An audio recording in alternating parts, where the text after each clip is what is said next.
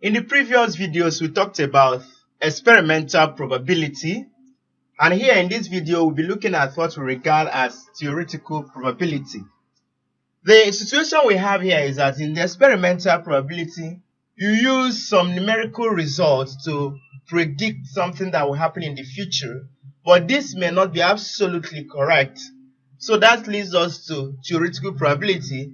This is a situation where the exact values are calculating considering the physical nature of the given situation. For instance, when you throw a fair die, for instance, you have a fair six-sided die. So when you throw this fair six-sided die, each of the faces has equal chance of occurrence. It has equal chance of occurrence. So if somebody asks us now, what's the probability of getting a number, let's say a 3. A 3 is just one of the face. Then the theory that comes here, because we know the exact or the physical nature of this kind of situation, when you throw a die, there is something that is certain. You'll either have 1, you'll either have 2, you'll either have 3, you'll either have 5, you'll either have 5, or you have 6. These are 6 possible things. So if someone tells us, what is the probability of getting a 3? That is a number 3. So this is a number 3, which is 1. That is when you talk about 3 as a success number, the required outcome now is just 1. It's just one of the, because there are 6 possible faces. So when you consider 3, you're just considering one of the faces. So that becomes 1 over the total number. This is 1, 2, 3, 4, 5, 6. So now the possible outcomes, or the number of possible outcomes, is 6. So now this is the probability. Even if you want to consider one by one, the probability of obtaining 1 is 1 over 6.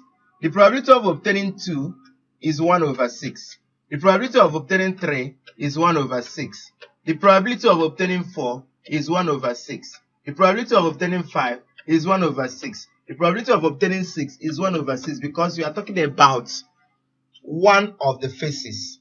So the number of elements in that success set is always 1. So this is a physical situation that we know how it behaves. So when we do calculation on those exact values now, considering their physical nature, we are talking about the theoretical probability. So we'll look at more formal example now, still working on that further. So now I want to look at an example. We have, in a throw of 6-sided die, find the probability of throwing a 3, that is a number 3, getting a 8, C, getting an odd number, then D, getting either 1, 2, 3, 4, 5, or 6, then finally a number greater than 1. So this is a problem we're going to solve now. But before then, let us also recall the formula for calculating theoretical probability. It's the same formula with experimental probability. So when you talk about the probability, the formula is the same as that of experimental probability. So like I have said, generally, probability has the same formula. So if you want to talk about theoretical probability, it's the same as the number of required outcome over the number of all possible outcomes. So you can also use the same set notation to write it, where you talk about the probability of S, where your S is a success set, is the same as the number of elements in the success set over the number of elements in the universal set, or the sample space, or the event space. So the formula is the same. So now we look at this example now. So for the A part, we are looking at getting a number. It says a 3. That is a number 3. So we see there is one possibility. So here, you see the probability of getting the number 3 in a fair die. So we are looking at the number of required outcome. You see that when you throw a die, has these outcomes. These are the possible outcomes. 2, 3, 4, 5, or 6. These are possible outcomes. So the one we require now, the required outcome is 3. And how many times the 3 appear is 1. So the number of required outcome is 1.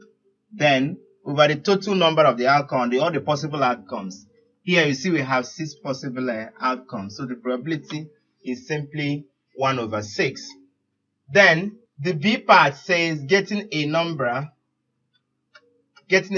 8. So look at the probability of getting a number 8. Remember what we talked about zeros and 1, the probabilities of zeros and 1. You talk about 0 if something will not happen. If you are sure that an event will not occur, so the probability is 0. Then if you are sure that the event will occur, a sure event, the probability is 1. Then, if you look at this scenario now, we are talking about the probability of obtaining a number 8. But here, what are the outcomes we have? The possible outcomes are 1, 2, 3, 4, 5, or 6. So there is no chance of 8 occurring. Therefore, the probability of obtaining number 8 is simply 0, because it's not possible. That cannot happen. Then we look at C path. It says an odd number. An odd number. So now we are looking at the probability of getting an odd number. So our required outcome are odd number.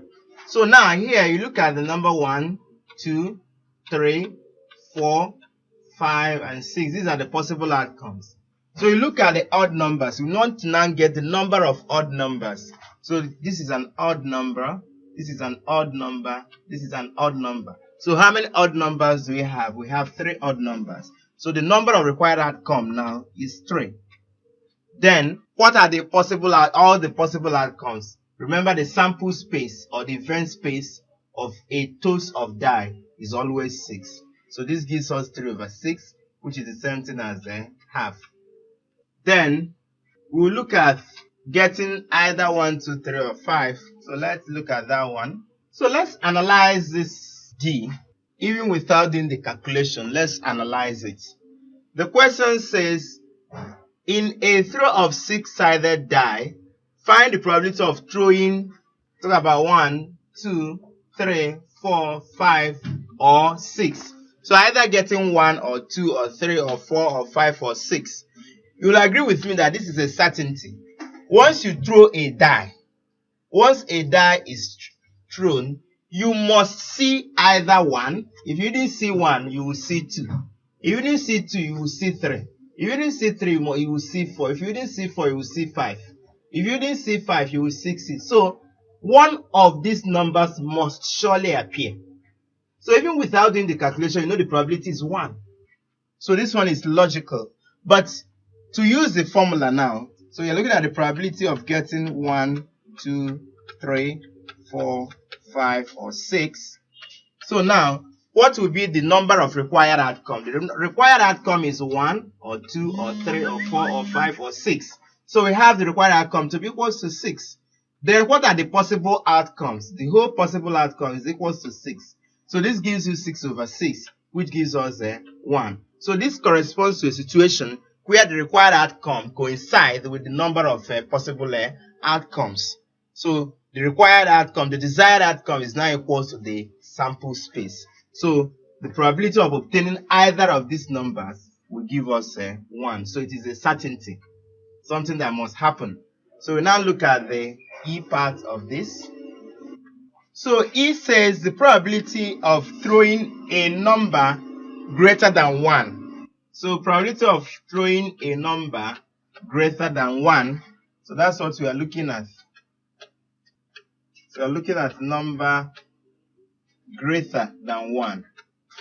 So now this will give us, so the number of the required outcome, what do we require? Number greater than 1. So we look at how many numbers that are greater than 1. You see, we start from here.